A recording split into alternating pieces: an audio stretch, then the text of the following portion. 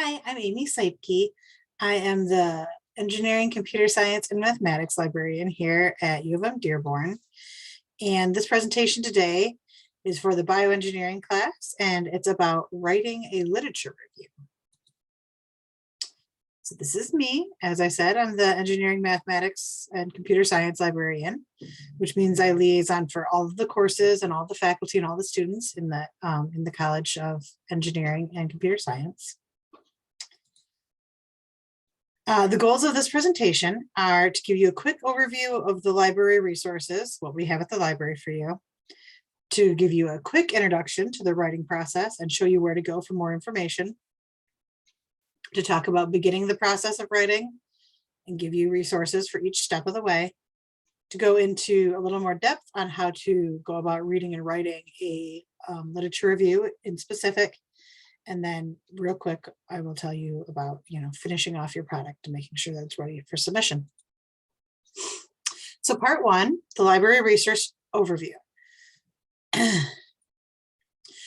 I'm part of the library called the LRC, or the Library Research Center.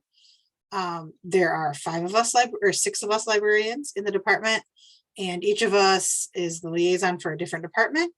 As you can see here, we all have different specialties.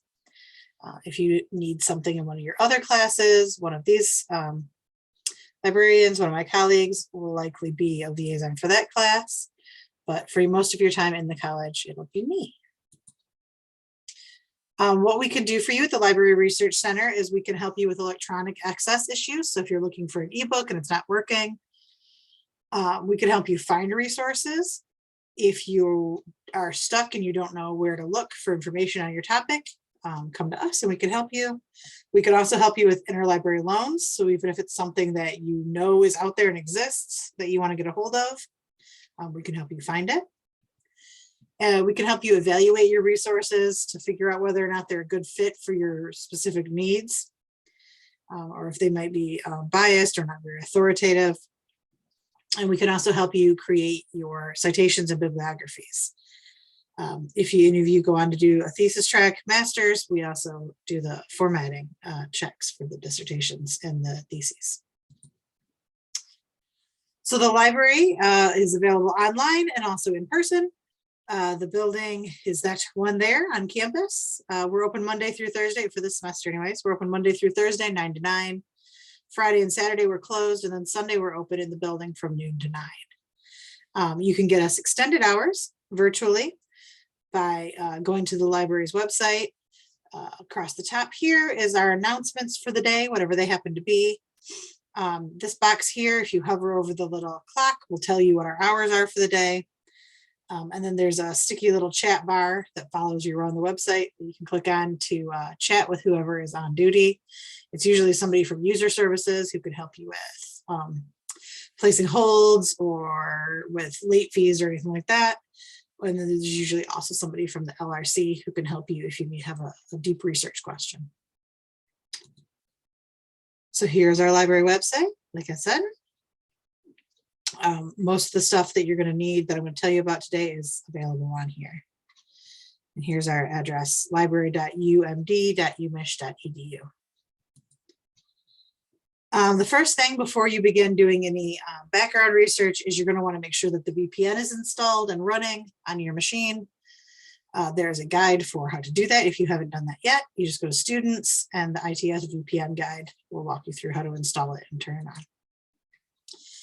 If you want to log into your own account where you can save a list of books you'd like to read, if you're working on something really long term, you could save like a search so that it'll rerun the search every however long you want it to and return new results if anything gets added. Or if you just want to renew your books or see what you've got checked out. You can log in there with your unique name and your email password. Some places, some older materials around campus might say that you need a library PIN, which you don't need that anymore. You just need your email password. For starting any search, you should probably start here at the Mardigian Search box. It's a federated search that searches inside of all of our materials.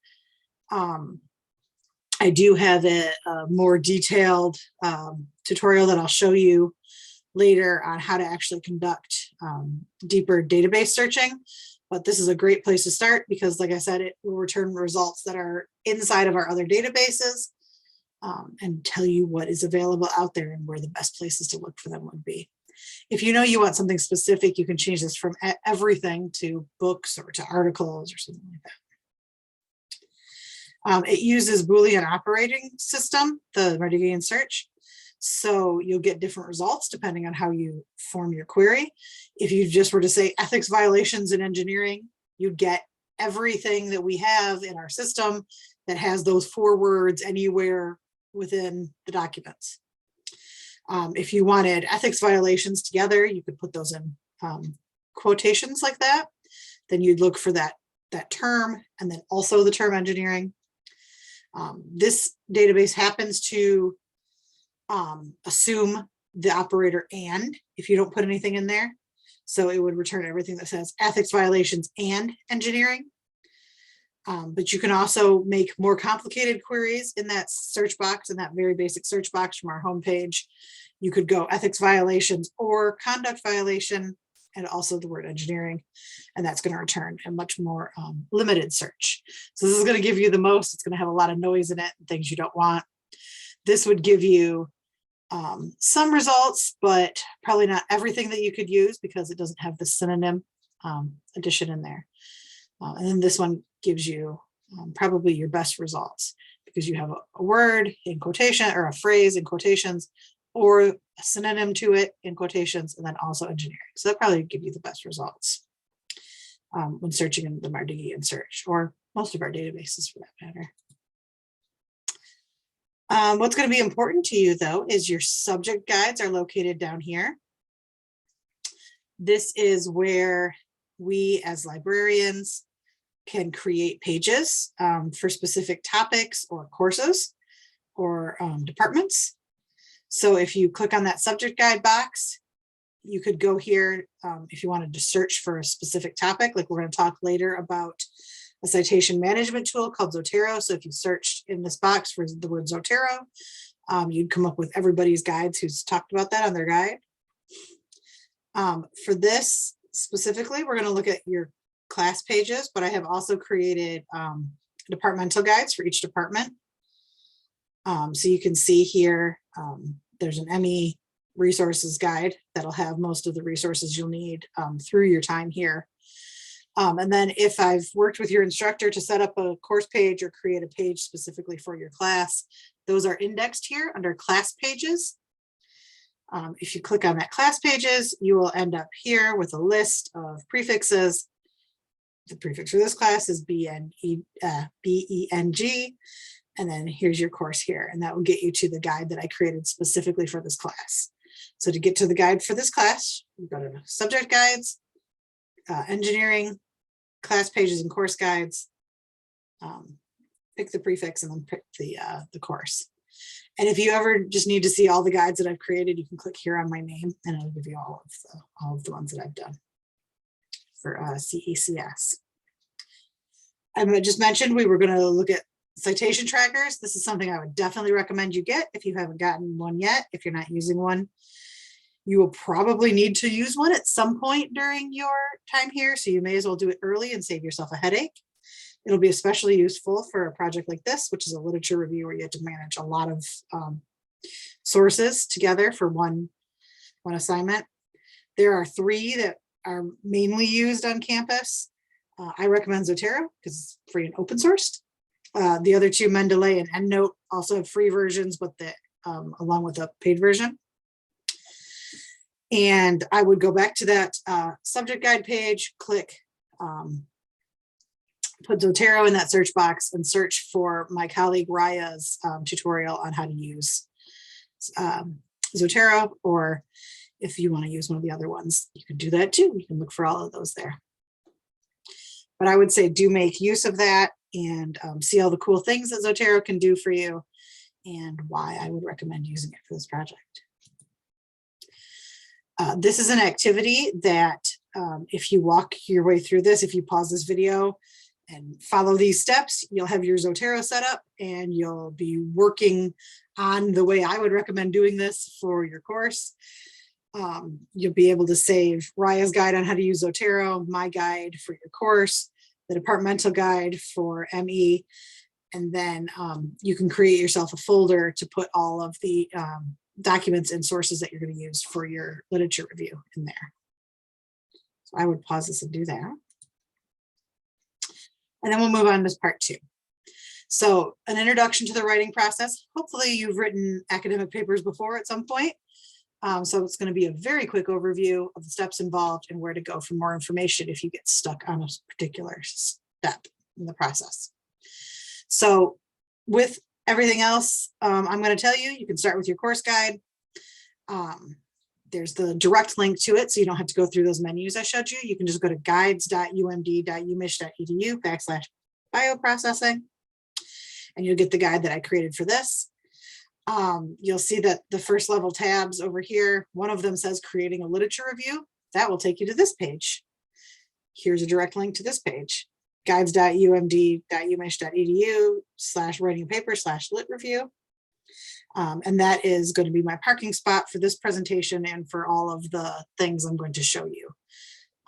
If there's something that you see on here that you'd like to click a link to, and you can't because it's a video, you will find all these links there on that page. So there's your course guide, and then here's going to be all the information that'll be in this presentation, as well as a copy of this presentation. So this is where I would send you to get started. And this is a research paper checklist that I created, just making sure that you're starting at the beginning and ending at the end, and that you've done all the steps in between. I've created this as a clickable PDF, so you can, or a fillable PDF, so you can checklist it. You can go right here, download the PDF, and just check it off as you go. Part 3, beginning the process. This is going to be another real quick one. So the first thing you need to do is find the research. Before you can do your lit review, you have to find the lit. So this is going to be all the steps that you need to find the literature that you're going to start reviewing. This is that same checklist I showed you before, and these are all the links to all the places where you can go to find more information about each step. So here's a guide on picking a topic. Here's an image for like a flowchart image for picking where to look for information. Here is a guide for picking search terms to use in the databases. Here's the link to all the databases. This is a sentence because you can figure that one out how to skim and read. Here's a guide for reading sources and picking your best sources. And then here's a guide on writing down your citations. Quick, easy. Part 4, however, is where we start to get into the meat of our presentation. So this is going to be on how to do a thorough reading and actually start writing your literature review. So the first step is reading your sources. Then we're going to talk about organizing your findings, formatting your product, writing the actual text, about writing your opening, closing, and abstracts, and then creating your citations.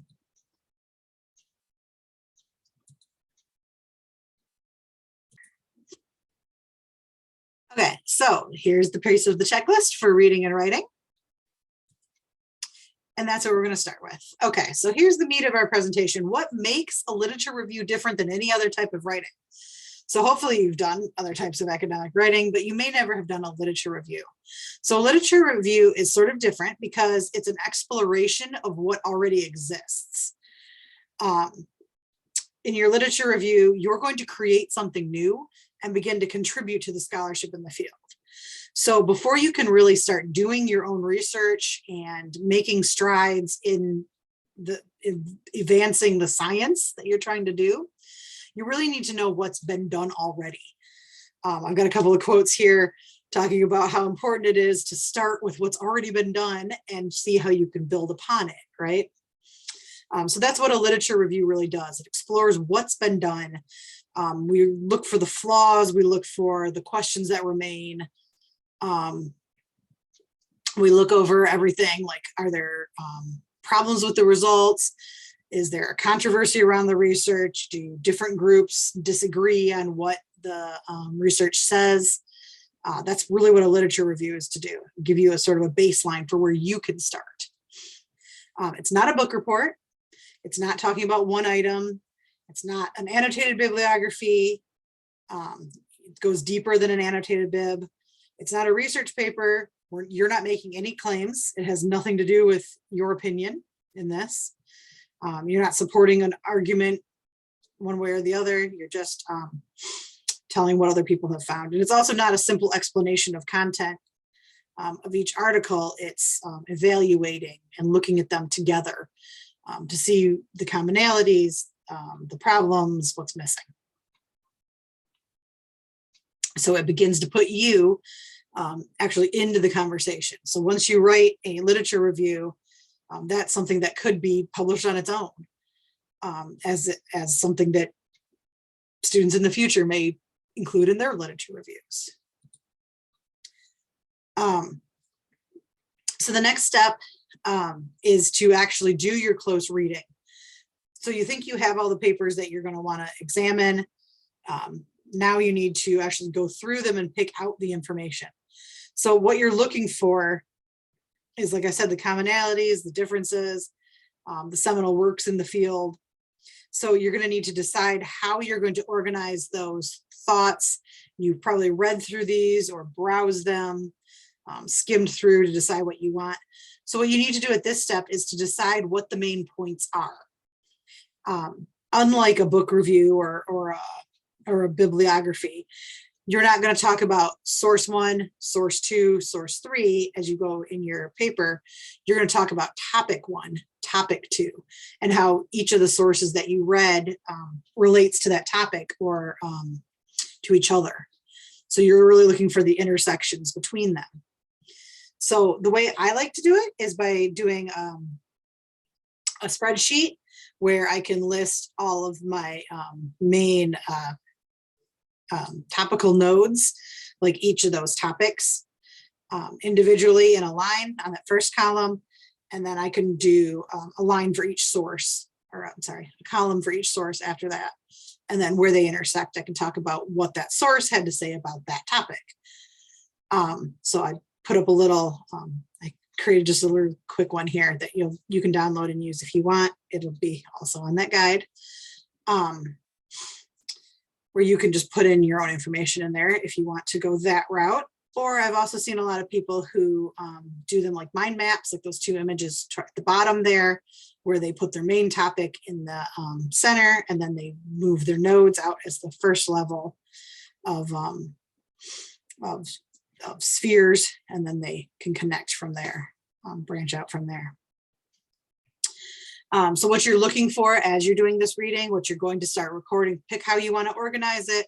Once you've figured out how you want to organize it, then do your close reading, then do your careful reading of each source and decide what that source has to say about that topic that you've decided you want to focus on. So some of the ideas that you could focus on would be common methods, common questions, similar results, maybe differing results that, and explore what led to those differences, or around a set of seminal works. So you'd have to decide, like, what are the works in this field that everyone's talking about? If you see all the papers are referring to this one specific study, then you're going to want to look at that original study. If you see they're all talking about this study shows this and this study shows that, you're going to want to look at those two studies, go to their sources and look at those. And that's what I mean when I say around a set of seminal works. You could say, oh, in this study, it shows this, and these other authors have this to say about it. Or you could talk about commonality in methods or questions or results. At a minimum, if you can't find any other way to string it together, you can do it chronologically, but it's not the best way to do it, usually. So what you're looking for, like I said, here are just some of the questions you might want to ask yourself. So if you look at my spreadsheet, I left a column here for synthesis and one across the bottom for synthesis. So once you are reading what these 4 sources have to say about this topic, you can write yourself a sentence or 2 here in the synthesis box that sort of sums up what you've learned from the 4 of them together. And that's going to kind of be what you're going to end up putting in your final writing. So these are the questions you ask yourself as you're doing your reading. So you can find the commonalities, like I said, make sure you're reading the procedures carefully, reading the conclusions carefully, make sure that they actually logically flow from the results. Look at the results. Are they claiming a causation where it's just correlation? What could the authors of the paper you're reading have done to prove their point better to you? You know, that's a question for further exploration. That would be a way you could take this research forward and move on with it into the future. Along with that, there's the find out what isn't there. What questions would you ask this researcher if you met them in person? If you were at their presentation, what would you ask them? How could they go further? What are some of the ramifications? A lot of researchers leave out that out of their conclusions. It's not really what they want to think about, but it gives you a place to get in and get some purchase on their research. So this is the way your writing should be organized. So this is also, again, another image that's on your LibGuide that you can look at. You need your introduction, your conclusion, but you want to write your main body first. It's obviously the more meatier part, and then your introduction, and then your conclusion on the other ends. And so these boxes just tell you the information that needs to be in each of those sections. Some tips for writing your literature review. My number 1 tip would be whatever organizational system you pick, make sure you stick to it. One thing that happens a lot of times in a literature review is people start to wander, or they'll be like, oh, this is related to this, but it doesn't belong in that paragraph. You know, it belongs somewhere else. So whichever system that you've decided, whatever your topical nodes that you've decided to focus around, make sure you stay with them. One way to do that is to write in chunks, like time chunks. Focus on one topical node each time you sit down to write. So you're only going to write about this topic next session that you sit down and write. So you've got an hour to write today, just write on this one topic. Tomorrow, when you get an hour to write on this other topic. So for each of those topics, you can do 1 paragraph, or you can do a complete section, several pages with a header. Whatever depth you need to dive into for your assignment and for your the depths of your insights on it. If you don't have a lot that you've picked out of it, you might not spend as much space on it, obviously. Or if it's, you know, just supposed to be a short assignment, then you don't want to write 5 pages on one topic. When it comes to your thesis or your dissertation, you probably will write a whole chapter on each one of these kinds of topics. Just remember, keep that whole section focused on that one topic. Be systematic in your writing. There's no place in here in a literature review for your opinion. You're going to want to use statement, proof, conclusion style of writing, showing textual evidence for every statement that you're making. So make your statement, show your proof from the literature. It's obviously the point of a literature review is to compare the literature. So if you've got proof from 3 out of your 4 sources, that's good. So you're going to want your statement, your textual evidence from 3 or 4 of your sources, and then like a brief conclusion to that section before you move on. It's okay to use some technical jargon because you're writing this for an audience that is literate in your field, but don't assume that your reader has already read this specific study. You want to be telling them what they'll find if they were to read the original source. Technical writing in general is pithy. Stick to the point. There's no need for flowery writing or idioms or any sort of figurative language. Just be straight and to the point in your writing in a literature review.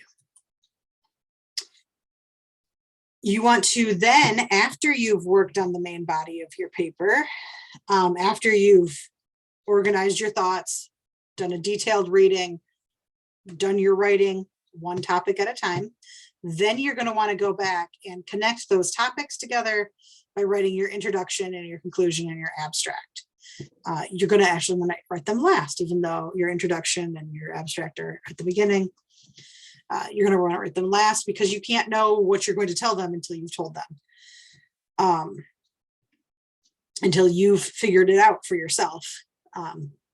You're going to be synthesizing this information for yourself as you're writing, which means that you won't know what you were going to tell them. So you have to go back and write the introduction after you're done synthesizing the information.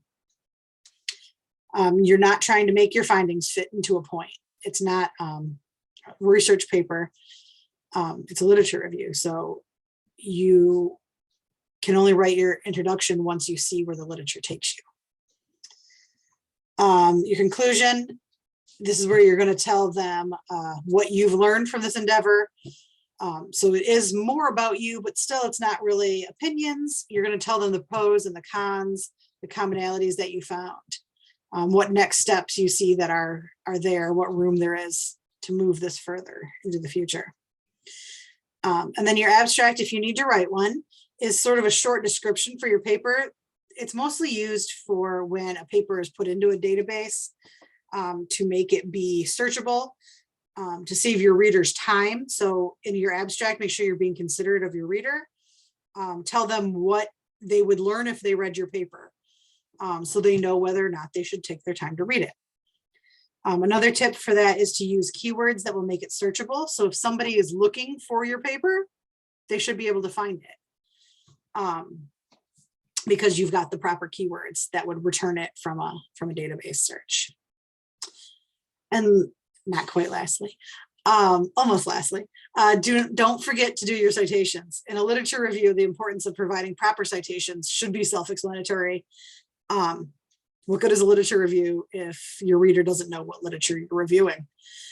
So make sure that you do spend the time and give your citations the proper attention, so that they're done in the style your instructor wants them in, so that they're complete and full and your readers can find your source material in the future. If you need help formatting your citations using IEEE, I've included here a link for the IEEE guide from IEEE. If you need help from us librarians, this is one of the things that I mentioned that we can help with. Here's a guide that we've written under guides.umd.umish.edu/citation. And on there, each one of us has written a guide for the citation styles that we work with mostly in our college. So I've written the IEEE one there for you. And then there's also other styles too, if you need other styles. And as always, feel free to reach out to me or one of my colleagues if you need any other help. Part 5 is a quick one, finishing your product.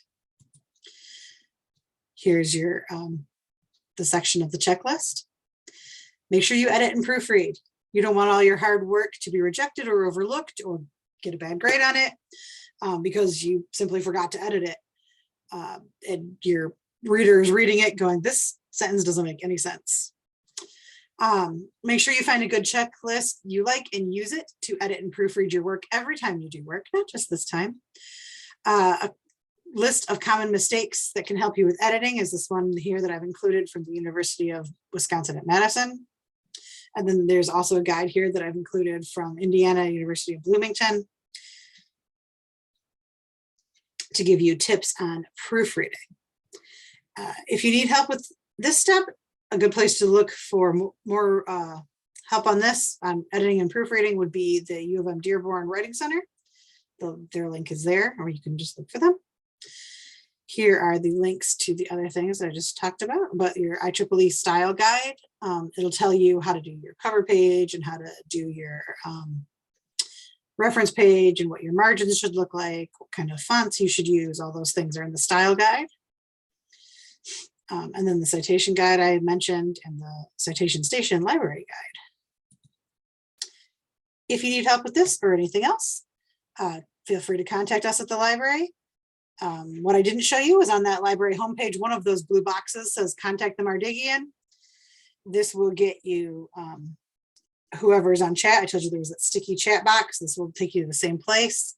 Or you can email our general helpline or call us or text us. or you can make a virtual appointment to meet with one of my colleagues in the LRC. Whoever happens to be on duty that day will take those appointments. If you need to speak with me specifically about a more detailed issue, I am there in person on Mondays and Tuesdays. Here's my email address, or I have my own personal Calendly for work where you can set up a Zoom meeting with me if you need to. Or there's my telephone number, and you can leave me a voicemail there. So that is all for today. Thank you so much for your time and attention. As you've seen, I'm embedded in your Canvas course. So if you need any help, you can reach out to me there.